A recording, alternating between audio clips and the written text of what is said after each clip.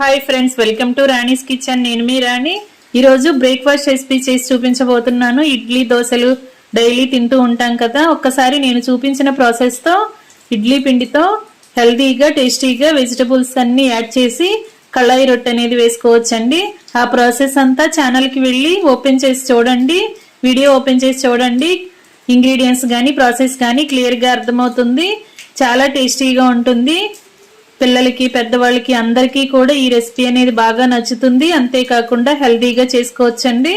Process అంతా క్లియర్గా ఛానల్కి వెళ్ళి చూడండి. అలాగే రిలేటెడ్ వీడియోలో కూడా రెసిపీకి సంబంధించిన లింక్ అనేది ఉంటుంది, ఓపెన్ చేసి చూడండి.